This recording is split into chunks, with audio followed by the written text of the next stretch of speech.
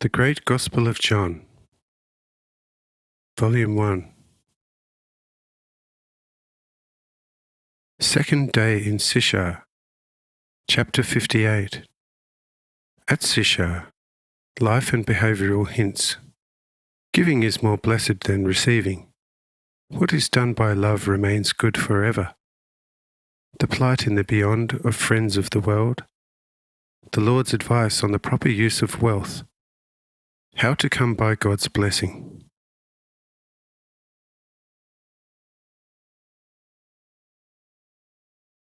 Says the merchant, I know them. They are tough Sycharites who are pagan rather than children of Israel. But the most miserable among them are those from the region of the Galilean Sea. These are sheer servants of matter, and no longer have an incline of anything exalted and divine. Pure spectacle heroes. A magician from Persia is more to them than Moses and all the prophets, and a voluptuous whore from Central Asia preferable to gold and precious stone. I know them only too well, but to keep them quiet I shall banquet them at the summer house, because not to serve them should be the end.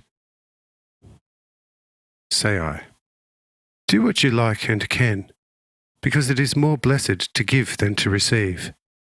But in future, give only to the needy and poor.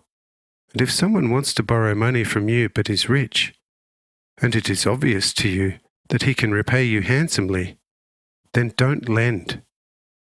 Because once you have loaned to him, he shall soon secretly turn into your foe, and you shall find it hard to get back your money and interest.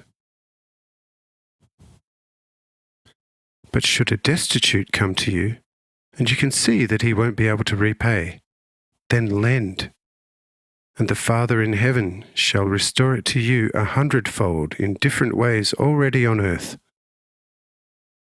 And then turn the money you loaned to the poor into a great treasure in heaven, awaiting you high above the grave in the beyond after this earth life. I say unto you, whatever was done by love on earth also remains done in heaven forever. But what mere worldly intellect does shall be swallowed up by the soil of the earth, leaving nothing for heaven. But of what use to man all earthly treasure work if his soul suffers harm? He who worries about earth and flesh is a fool.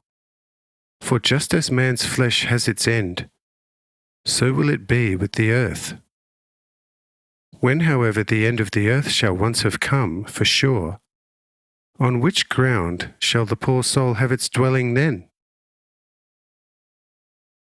But I say unto you, that every man whose body is taken from him also loses the earth forever.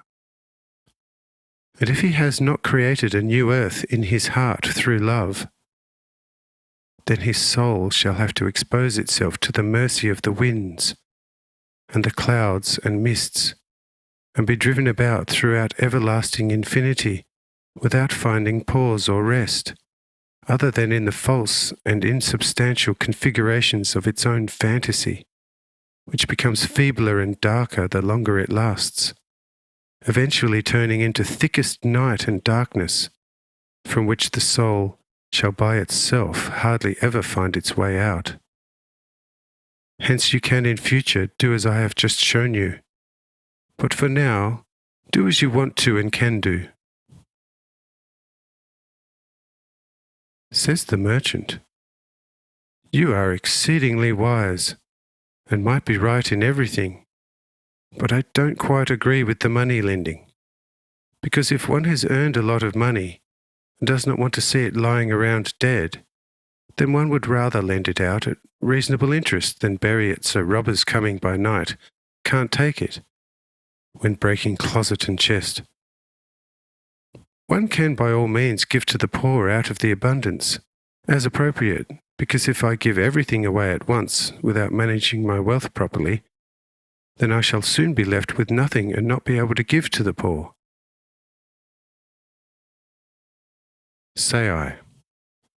Leave the right economizing to God the Lord, and give to him whom the Lord will lead to you, and your wealth shall not diminish. Do you not have many large fields and meadows and gardens full of fruit and grapes, and your extensive stables full of oxen, cows, calves, and sheep? Trading with these shall always, with God's blessing, fully restore what you have distributed to the poor throughout the year. But that which you place in the banks of the rich shall not be restored from above, and you shall be troubling yourself much about whether the banks are managing your money properly. Do therefore as I have shown you earlier, and you shall have a good and trouble-free life, and all the poor shall love you and blessedly serve you where possible, and the Father in heaven shall constantly bless everything you do. And behold, this shall be better than the ever-growing bank interest worries.